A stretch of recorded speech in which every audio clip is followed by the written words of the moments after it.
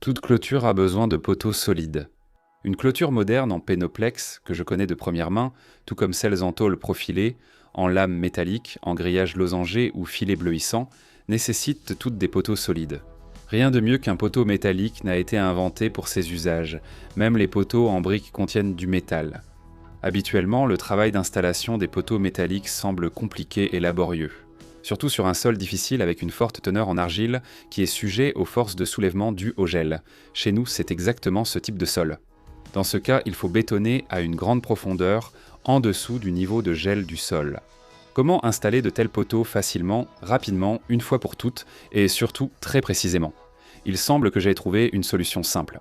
À l'aide d'une tarière de jardin et de simples accessoires faits maison qui ne coûtent presque rien, ce travail apparemment difficile devient un vrai plaisir et permet d'obtenir facilement une précision au millimètre près. De plus, non seulement un bricoleur expérimenté peut accomplir ce travail, mais aussi un retraité jardinier, un écolier, un étudiant, un musicien, un programmeur et même une femme au foyer seule. Car dans cette option, il faut une quantité minime de matériaux de construction, que l'on peut transporter avec sa propre voiture ou même amener avec une brouette de jardinier. Les spectateurs de la chaîne Chanson de Yasha Kossiak seront les premiers à connaître cette information importante.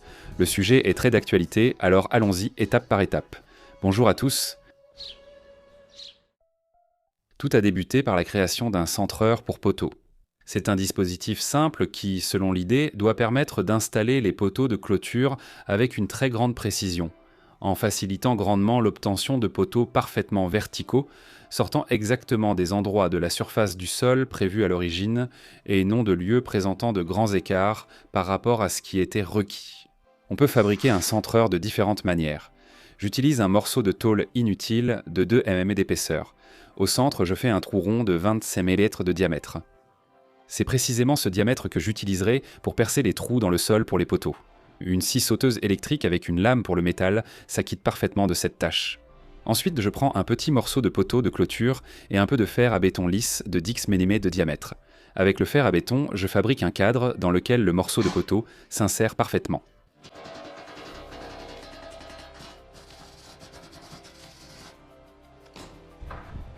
Sur la longue pièce, je vérifie que tout est bien fait. Ensuite, il m'a fallu quelque chose comme un entonnoir qui doit permettre de verser plus facilement le béton dans le pieu foré. Un collier pour chien malade était trop petit dans la partie étroite. Et là, j'ai soudain compris l'utilité de cette force qui m'empêche toujours de me débarrasser de ce qui semble être des vieilleries inutiles. Un très vieux grill chinois en fonte. Il date encore de l'époque où la Chine ne pensait probablement pas encore à botter les fesses du monde entier, y compris des États-Unis. L'une de ces pièces me convient parfaitement. Il ne nécessitait qu'une modification minimale.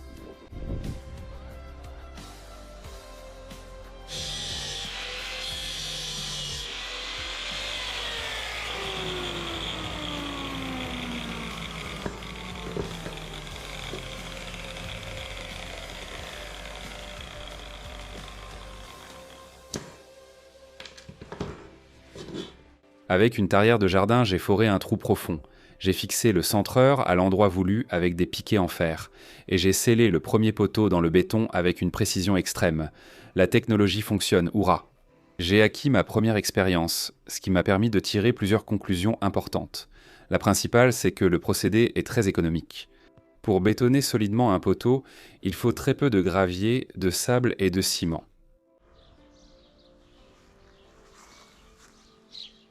Je me suis entraîné, maintenant je peux tout fixer. À l'endroit marqué, je commence à percer des trous avec une tarière de jardin. J'ai acheté cette tarière en promotion pour seulement 30 roubles biélorusses. Ce n'est pas plus de 1000 roubles russes, soit environ 10 $. Notre sol est riche en argile, sans aucune pierre. La seule petite difficulté, c'est de traverser la couche fertile, où l'on tombe souvent sur les racines des arbres environnants. Mais un vieux sécateur, une pelle de jardin et une bêche étroite aident la tarière à franchir cette couche. Je m'assure qu'au cours de la bataille avec les racines, le trou n'a pas dévié, puis je continue à forer. Les capacités de cette tarière primitive laissent à désirer. Au début de la chaîne Pesni Yashi Kossiaka, j'ai tourné une vidéo sur la fabrication d'une tarière vraiment efficace. Grâce à une sorte de filetage au tout début, il s'enfonce dans le sol et se tire presque tout seul vers le bas. Il n'est pas nécessaire d'appuyer, il suffit simplement de tourner. J'ai offert cette tarière à mon beau-père et il l'a emmené à sa résidence de campagne, très loin d'ici. Honnêtement, j'avoue que j'ai la flemme d'en fabriquer une nouvelle. En principe, même la tarière la plus primitive fait aussi l'affaire. Et le fil à plomb suspendu montre clairement que le forage se fait sans déviation significative par rapport à la verticale. Dans sa configuration de base, ma tarière achetée mesure 1 mètre de haut. Elle est livrée avec un segment qui permet de l'allonger d'1 mètre supplémentaire. Je fais une marque avec du ruban isolant à une distance d'1,50 mètre des pales. Nous sommes au début du mois de mai et à cette période, dans notre région, la nappe phréatique est généralement la plus haute. C'est pourquoi, après avoir foré jusqu'à environ 1,20 mètre, je commence à prêter attention à l'humidité du sol extrait.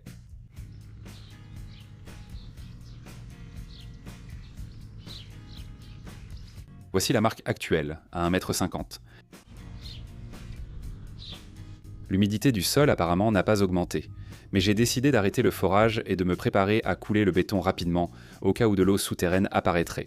Lors de l'installation du premier poteau, je n'ai pas atteint l'eau. Ce deuxième, central, est placé dans un endroit plus bas. Je vais mettre une part de ciment pour 3 parts de sable et 5 parts de gravier. Les pieux forés sont économiques et simples à fabriquer. Le béton armé est un matériau de construction très fiable et durable. Et avec une bonne étanchéité, il devient ultra fiable et ultra durable. C'est pourquoi je vais régler la question de l'étanchéité du béton une bonne fois pour toutes. Au-dessus du forage, creusé jusqu'à une profondeur d'1,50 mètre, on installe un centreur, mais il s'agit déjà d'une version de 2e génération. Et je commence à le positionner. Dans la vidéo précédente sur la clôture, j'ai expliqué comment j'ai facilement et simplement marqué les emplacements pour les poteaux, à l'aide d'un câble en acier très tendu, d'un fil à plomb et d'un mètre ruban. Le câble de marquage est toujours tendu. Avec le fil à plomb sur le mousqueton, je repère la position du centreur par rapport à notre terrain et celui du voisin. Avec les mètres rubans, je trouve la position du centreur par rapport au piquet de marquage gauche et droit des poteaux voisins. Le centreur est positionné avec précision. Je le fixe au sol en enfonçant des cornières. C'est ensuite une question de technique. J'essaie de placer le poteau de 2e génération dans le centreur. L'armature soudée a élargi la structure du poteau dans la partie inférieure et elle ne passe pas dans le centreur. Une erreur, s'exclamerait un détracteur. Oui, c'est vraiment une erreur. Je rappelle, je m'appelle Yatcha Kosiak. Et voici le centreur de 2e génération, spécialement conçu pour les poteaux de 2e génération. Donc, à part moi, il n'y a pas d'autre erreur.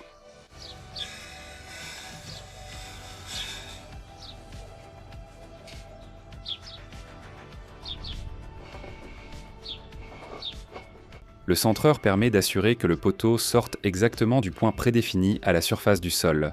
Il empêche également toute rotation imprévue du poteau autour de son axe. Et cela peut très bien arriver lors du bétonnage. Dans le même temps, le poteau reste mobile sur 2 axes, ce qui permet de le positionner parfaitement à la verticale sans difficulté. En planifiant cette clôture, j'ai regardé un tas de vidéos. Selon une astuce courante dans l'espace post-soviétique, beaucoup lors de l'installation plantent des morceaux d'armature dans diverses directions et y soudent le poteau.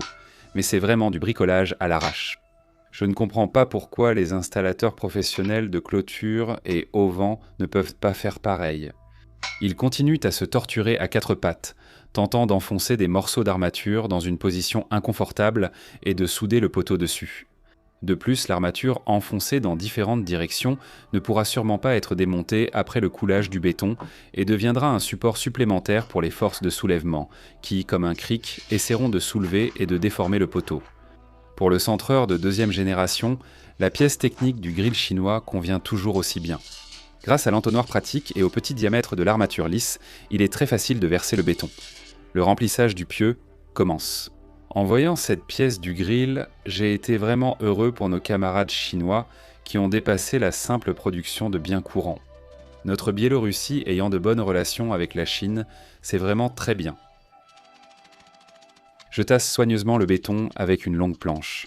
En bétonnant le tout premier poteau, j'ai compris que pour ce travail, on pouvait très bien se passer de bétonnière. Le perforateur avec un embout mélangeur mélange très rapidement et efficacement le ciment avec le sable à sec. Comme c'est l'eau, ou plutôt son excès, qui abîme le béton, j'essaie donc d'ajouter seulement 50 à 70% du volume du ciment en eau.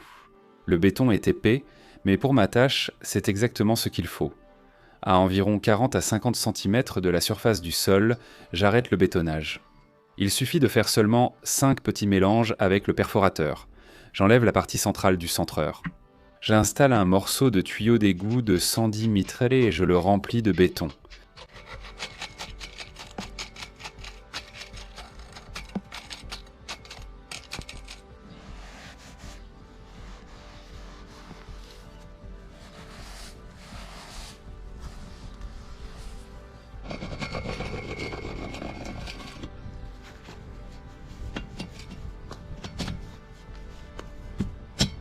Le poteau est de nouveau fixé. Je recouvre la protection en tuyau d'égout et béton avec du sable que je tasse également soigneusement.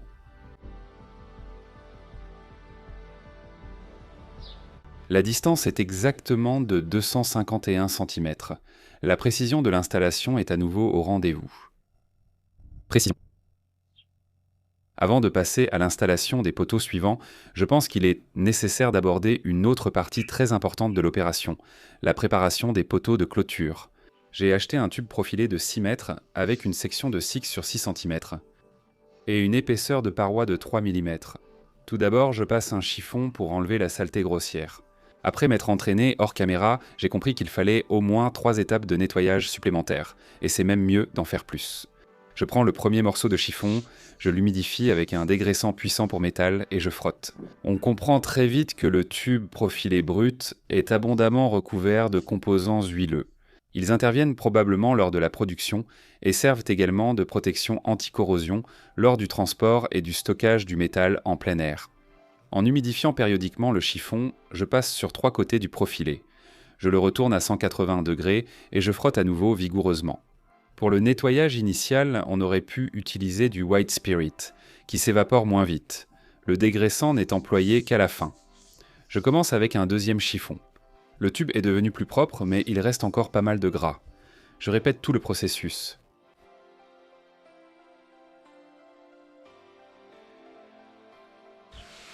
Le troisième chiffon semble d'abord encourageant, car il reste propre. Mais il montre vite que la troisième étape du nettoyage est aussi importante que les 2 précédentes. J'ai compris qu'on pouvait nettoyer le métal ainsi à l'infini. Mais à un moment donné, il faut simplement s'arrêter.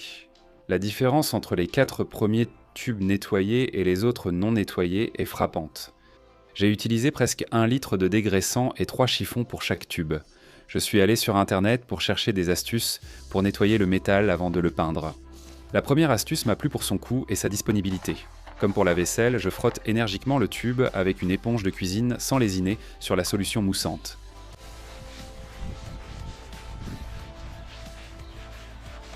Je rince souvent l'éponge dans le seau.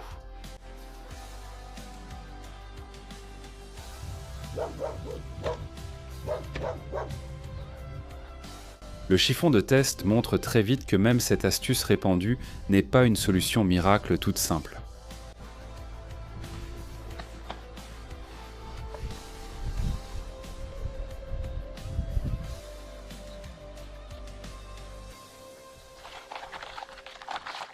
Un résultat à peu près satisfaisant n'est observé qu'après au moins 3 rinçages du tuyau.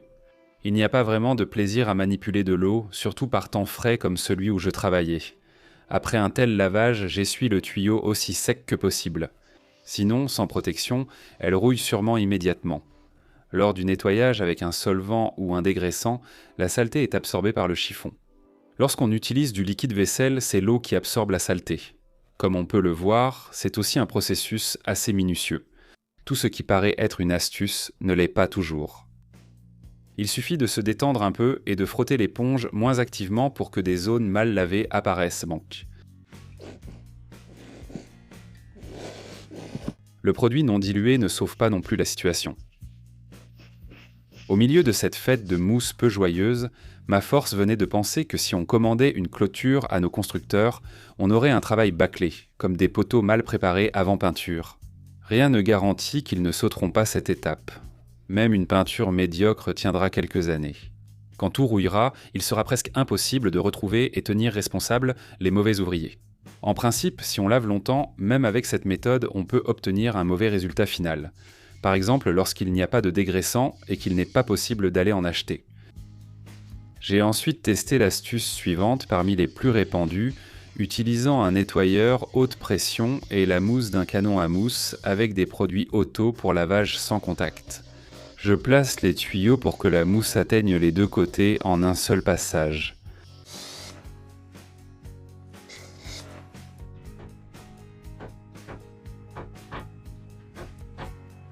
Je les retourne. Je répète le processus. Grâce à mon expérience du lavage sans contact, je sais que le contact améliore nettement le résultat. C'est pourquoi j'éponge chaque côté des tubes. Le rinçage en espérant que les produits auto aient suffisamment réagi est probablement la tâche la plus agréable de tout mon nettoyage du métal aujourd'hui. On sent vraiment l'apport d'un peu de mécanisation.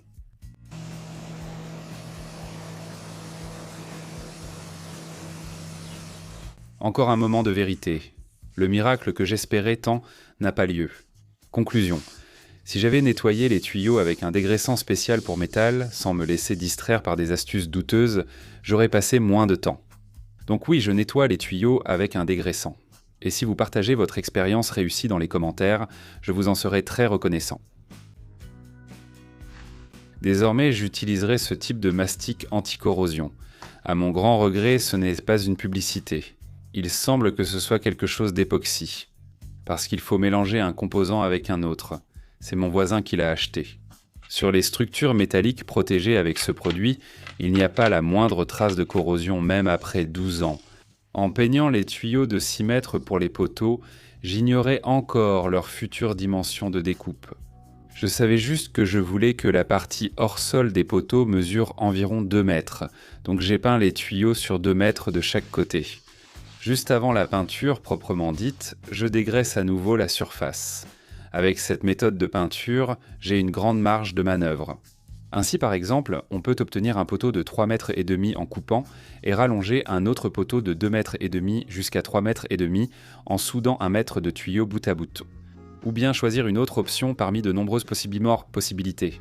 L'une d'elles me plaira peut-être davantage par la suite. Le mastic du voisin s'est révélé très couvrant. Je n'ai pas peint les tuyaux entièrement. Après m'être renseigné, je savais que la zone à bétonner ne doit pas être peinte afin d'assurer la meilleure adhérence, ni les armatures. Je pense que, comme moi, vous savez que la peinture automobile est un travail minutieux et exigeant. Pourtant, une clôture moyenne dure bien plus longtemps qu'une voiture moyenne. Pourquoi ne prenons-nous pas la peinture des clôtures aussi au sérieux ? Je pense que cela arrange bien les fabricants de tubes profilés que nous les peignons souvent sans préparation ni soins appropriés. Les clôtures, qui pourraient endurer presque éternellement, rouillent. C'est pourquoi il en faut de nouvelles et nous achetons à nouveau du métal pour les clôtures. Je recouvre chaque pièce de 2 couches en respectant le temps de séchage indiqué. Au fait, le tout premier poteau installé hors champ était simplement un morceau de tuyau de 3,50 m de long. 1,50 m sous terre, 2 mètres en surface. À ce moment-là, j'avais déjà conçu une version plus fiable des poteaux. Pour cela, il me fallait un centreur plus avancé, déjà de 2e génération. Je n'avais plus de tôle, alors j'ai décidé de chauffer un morceau de tube profilé de section 25 sur 40 mm. Même avec mes modestes compétences de soudure d'amateur, je n'ai rencontré aucun problème pour le fabriquer. Si quelqu'un qui ne sait pas du tout souder décide de répéter mon expérience, par exemple une femme au foyer seule, je pense qu'elle trouvera sans problème quelqu'un dans le voisinage qui pourra souder ce dispositif très simple, par exemple contre un petit coup à boire. Toutes les dimensions sont arbitraires, à l'exception de la maille en fer à béton lisse de 60 sur 60 mm. Je plaçais de grands espoirs dans le centreur de poteau, encore non testé pour simplifier le travail, c'est pourquoi je n'ai pas hésité à le peindre. J'ai aussi peint le centreur de 1re génération. Pour les poteaux de la 2e génération plus avancés, j'ai acheté un peu de fer à béton de 12 mm de section dans le dépôt de métal le plus proche. En ce qui concerne la rapidité, je ne suis pas très efficace, je suis constamment distrait par quelque chose. C'est pourquoi tout se fait avec des pauses. J'ai fait de mon mieux pour protéger la partie non peinte contre la corrosion. Les tuyaux sont déjà poussiéreux, mais au moins la peinture a durci. On a pensé à cette clôture pendant presque 20 ans, donc une semaine de plus ou de moins, voire 1 mois ou 2, ce n'est qu'un instant. Il n'y a vraiment aucune raison de se presser. Je marque et je coupe le tuyau exactement en 2, c'est-à-dire en 2 morceaux de 3 mètres chacun. Vous pouvez soutenir les innovations abordables de la chaîne Chanson de Yatcha Kosika via Kosiak ou le sponsoring YouTube. Les spectateurs de Russie peuvent le faire via le service Boosty, le lien est sous la vidéo. Je passe en revue les tutoriels vidéo sur la soudure de l'armature au tube profilé. À chaque tentative, le résultat s'améliore. Je choisis de souder l'armature au centre des côtés du tube carré et non au coin. Selon l'idée, avec cette méthode de soudure, la section totale sera plus petite, et un tel poteau aura une plus grande marge de manœuvre dans le puits. C'est important si, lors du forage, il y a un écart notable par rapport à la verticale. Le monde n'est pas parfait, il faut en tenir compte. J'ai soudé un carré en métal de 2 mm d'épaisseur à l'extrémité. Sa principale fonction est d'empêcher le poteau de s'enfoncer dans le fond du puits avec l'armature. Et il pouvait être déplacé pour être positionné strictement à la verticale. Avec l'armature soudée, la hauteur totale du poteau est à nouveau de 3,5 mètres. Dans le climat de notre district de Gomel, qui se trouve au sud-est de la Biélorussie, un bétonnage à une profondeur d'1,5 mètre est considéré comme plus que suffisant. Pour des régions plus rudes, il suffit simplement d'allonger la partie du poteau renforcée par des barres d'armature et de forer des trous plus profonds. Lorsque le poteau fait 3 mm d'épaisseur, il est évidemment plus solide qu'à 2 mm de plus. Pour les non-soudeurs, il est plus facile à souder. Le risque d'erreur et de brûlure du métal est plus faible. Le renforcement du poteau avec des barres d'armature ne permet pas vraiment d'économiser beaucoup d'argent, mais il faut considérer qu'il doit être fixé dans le béton de la manière la plus fiable possible. J'essaye toujours de travailler avec le minimum d'outils possible. C'est pourquoi je n'ai pas de scie à onglet spécial. Mais une équerre, un marqueur et une petite meuleuse sont un peu plus lents, mais ils donnent aussi le résultat souhaité. Par la suite, j'ai décidé de souder avec des points de soudure assez longs. Et pour ce travail simple, ceux qui ne savent pas souder trouveront sans problème quelqu'un du coin, prêt à le faire contre une bouteille. Au pire, quelqu'un qui le fera pour pas cher, trouvé par petite annonce. Le trou suivant s'est avéré être un record en termes de nombre de racines ainsi que de leur épaisseur. Il était déjà impossible de venir à bout de certaines racines avec un sécateur ou même une bêche étroite. Une scie de jardin est alors venue à la rescousse au risque d'émousser sa lame. Le fil à plomb est fixé au mousqueton par une simple boucle. Il est facile de déplacer le mousqueton à l'endroit souhaité, et la boucle permet de changer rapidement la longueur du fil à plomb. En forant le deuxième trou, le béton commençait déjà à prendre. On peut alors retirer le centreur et le placer ailleurs. Enfiler un tuyau d'égout sur le poteau et le sceller dans le béton, ce n'est pas mon idée. Je l'ai trouvé sur internet. Je pense que dans l'ensemble, c'est une solution raisonnable. Ainsi, la partie inférieure du pieu devient plus large, tandis que la partie supérieure, là où s'appliquent les principales forces de soulèvement dues au gel, est plus étroite. En plus, je recouvre le tuyau en plastique de sable, qui n'est pas un sol sujet au soulèvement par le gel. J'ai d'abord bétonné l'un des poteaux extrêmes, celui qui est hors champ, et le poteau le plus central. Sur 50 mètres, le câble s'affaisse toujours, même bien tendu. Parfois, il est plus bas que les poteaux. Ainsi, avec une planche et 2 tasseaux, j'ai fabriqué un support pour surélever le câble sur le poteau central. Ce sera plus pratique pour travailler. Le béton subit un retrait en durcissant. Il faudra donc en rajouter jusqu'en haut des tubes. J'ai vu aussi une méthode où l'on place un tube de gros diamètre sur toute la profondeur du trou, puis on y bétonne le poteau. À mon avis, c'est un peu n'importe quoi. Un tube épais avec un poteau bétonné à l'intérieur ne sera pas bien fixé dans le puits, et le poteau bougera avec le tube. J'ai consulté des spécialistes diplômés du bâtiment. Les experts disent qu'on peut couler le béton directement dans le trou foré. Il n'est pas nécessaire de protéger les parois. Ce forage a battu des records. Il n'y avait presque pas de racines. Il est aussi désormais possible d'utiliser un cordeau de traçage supplémentaire. Il vaut mieux le fixer à une petite distance, et non pas directement contre les poteaux. Sinon, un poteau va le dévier un peu, puis le suivant, encore le suivant, et la clôture sera en arc de cercle. L'épaisseur du câble dépend du poids et du niveau. Le cordeau de traçage permet de contrôler facilement l'alignement des poteaux sur la ligne. Mais ils doivent être verticaux dans 2 plans. Et cela, on ne peut pas le vérifier avec un cordeau. Après avoir épuisé les chutes de tuyaux d'égout gris, j'ai acheté un tuyau orange, censé être encore plus solide. À la fin des travaux de clôture, je compte remplir les poteaux avec du béton ou un mélange sable-ciment pour éviter la corrosion intérieure. Je ne me presse pas, car je pourrais devoir percer lors de l'installation du remplissage. Je n'ai pas encore de ceinture à outils comme les ouvriers américains. J'utilise une boîte où je garde presque tous les outils simples nécessaires. Elle se déplace d'un poteau à l'autre sans se perdre. Pour l'installation de 3 poteaux, un seul sac de ciment de 25 kg suffit. Je pense avoir clairement montré à quel point la quantité de sable et de gravier nécessaire pour un poteau est minime. Mais il me semble que si on laisse la partie supérieure du poteau sans ce tube et qu'on la recouvre directement de sable, cela ne changera rien. Les partisans de cette méthode affirment sans cesse que la couche supérieure du sol qui gèle va glisser sur le plastique, alors qu'elle adhérera au métal en gelant et cherchera à le pousser vers le haut. C'est pourquoi je me range à l'avis de la majorité et je fais comme tout le monde.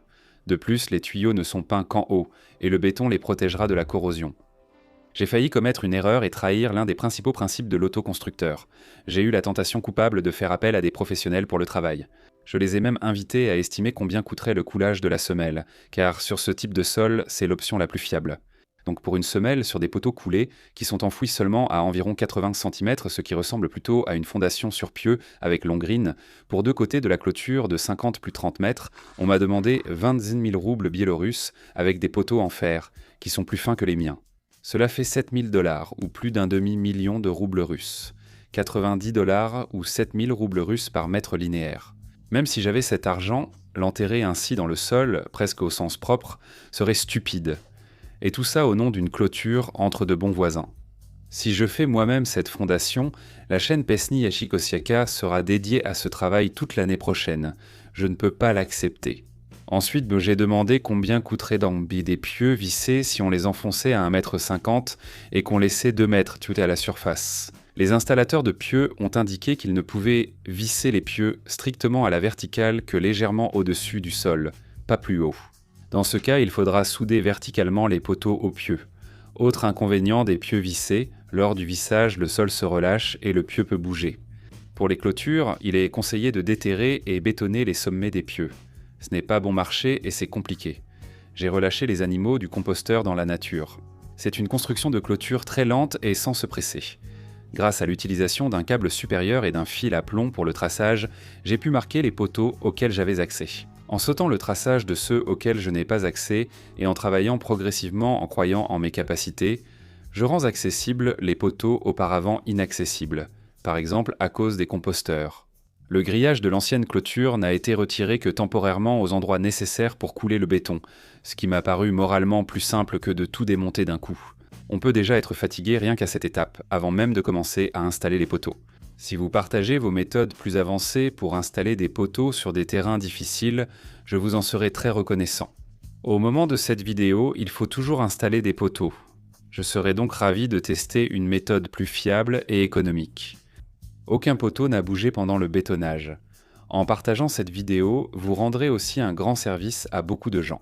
Mettez un gros pouce en l'air, abonnez-vous à la chaîne Pesni Yashikosiaka, abonnez-vous sur YouTube, au groupe VK, sur TikTok et Zen, tous les liens sont sous la vidéo. Appuyez aussi sur la cloche et alors je vous tiendrai sûrement informé. Que la paix règne dans le monde entier. Merci.